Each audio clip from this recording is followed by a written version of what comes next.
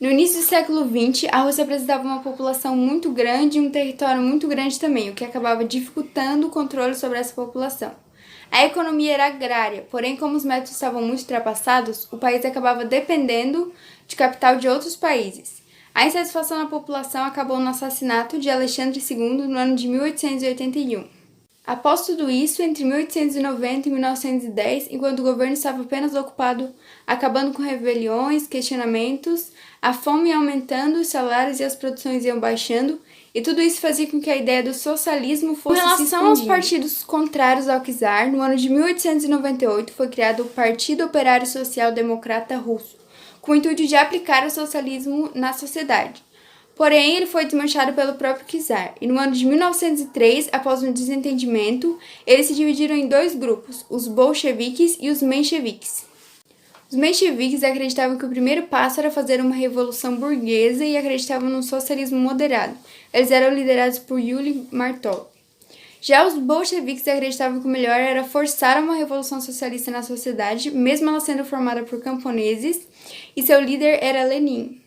Haviam também alguns outros partidos, como o Partido Socialista Revolucionário e o Partido Constitucional Democrata, e também os anarquistas que atuaram com os camponeses numa guerra civil Nicolau que aconteceu II no estava país. de olho nos territórios da Manchúria, Porém, o Japão também estava interessado nessa área. Então, iniciaram-se alguns conflitos que acabou com a Rússia saindo derrotada e aumentando a miséria do povo. Então, em 1905, a população foi levar ao czar um abaixo-assinado pedindo melhores condições de trabalho, a criação de um salário mínimo e o fim do trabalho extraordinário. Porém, eles foram detidos com extrema brutalidade, gerando um massacre, e assim foi o Domingo Sangrento. Após tudo isso, todos se expressaram contra o governo e os soviéticos foram criados para lutar por melhores condições de trabalho e também de vida. Para acalmar a população, Nicolau II assinou o Manifesto de Outubro para a criação da Duma, que seria um parlamento nacional, para assim ser criada a Constituição. Porém, essa Constituição manteria os poderes absolutos do czar, então não mudaria muita coisa. A participação da Rússia na Grande Guerra era temida por medo de se gerar uma situação mais terrível do que aconteceu na Guerra Russo-Japonesa. Porém, os desejos imperialistas ainda existiam. Dessa missão política que no ano de 1914 a Rússia se juntou ao Tríplice Entente na Grande Guerra. Porém, os exércitos passavam por muitas dificuldades e tinham que acabar recuando. Isso fez com que a Alemanha conseguisse entrar na Rússia, então o próprio czar decidiu tomar controle das tropas. Porém, todas as derrotas então acabavam caindo nas suas costas, manchando cada vez mais sua imagem diante da população. Sendo assim, no ano de 1917, a abdicação do czar foi exigida. Então se iniciaria um período revolucionário na Rússia. Um partido provisório foi formado por integrantes da Duma e os operários se juntaram aos bolcheviques. Revoluções de 1917. Bom, o ano de 1917 na Rússia foi um ano em que ocorreram duas revoluções. Uma burguesa, que foi em fevereiro, e outra socialista, que foi em outubro. Bom, Revolução na Burguesia. Em fevereiro de 1917 se instalou o governo provisório, que ele era liderado pelos mencheviques, que eram o príncipe Lvov e o líder burguês Kerensky. E desde o começo eles já mostraram que não conseguiam lidar com a instabilidade política e com a crise econômica. E, bom, depois eles decidiram que a Rússia continuaria na Grande Guerra, e foi aí onde o caos se instalou, né? Os camponeses, que constituíam 85% da população, eles pegaram as terras dos grandes proprietários, e o governo ele decidiu que iria racionalizar a ração para cada um, que equivalia a uma ração para adulto, ou seja, 225 gramas. E os operários, eles também decidiram que eles não iriam mais trabalhar, assim. E foi aí onde começou as greves, né? As greves dos operários. E foi nesse período também que Lenin instalou as Teses de Abril, que o seu principal lema era Pão, Paz e Terra, que significava que ele queria que a Rússia ela saísse da guerra e resolvesse os seus conflitos internos, né? como, por exemplo, a falta de a fome, né, a falta de alimentos, assim. Ele queria que acontecesse uma reforma agrária e, bom, ele também queria que os mencheviques saíssem do poder.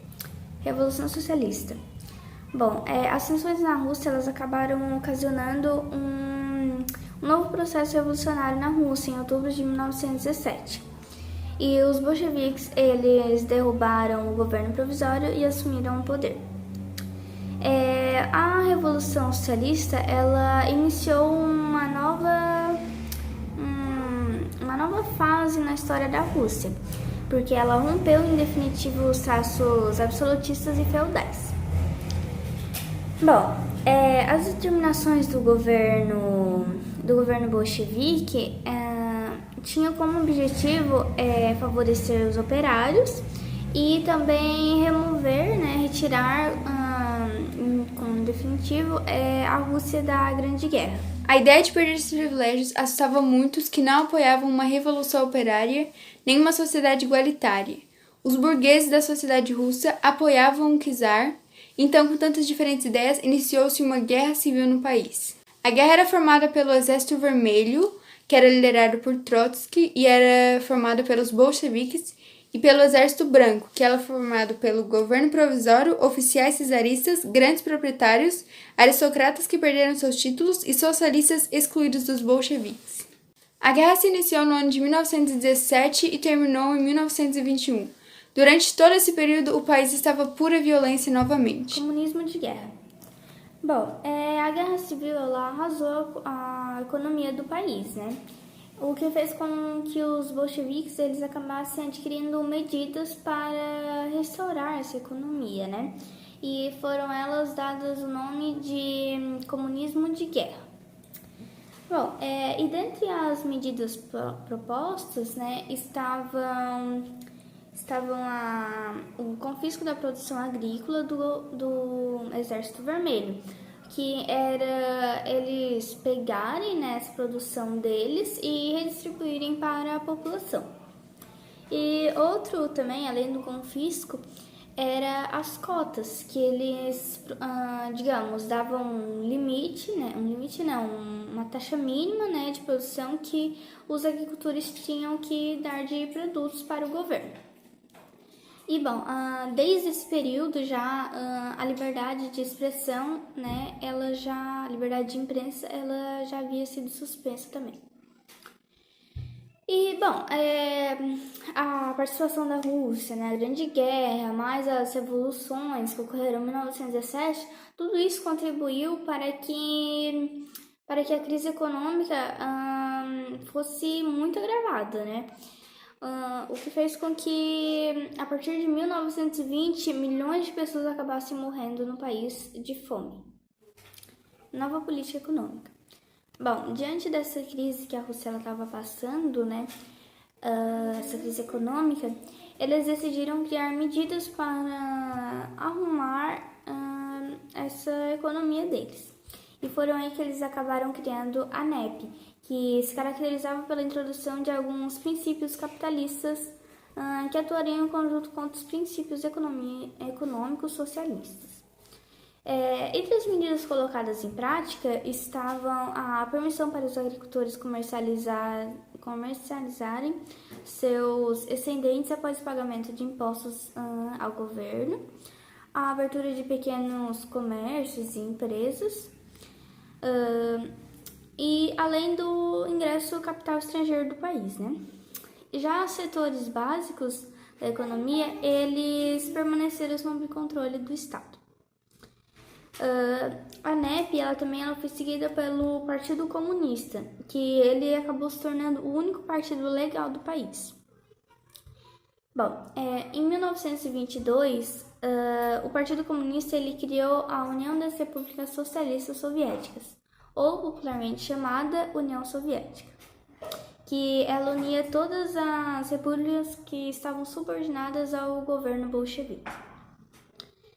E em 1924, o Lenin morreu e quem acabou assumindo o poder foi Stalin, que ficou no poder por quase 30 anos, até 1953.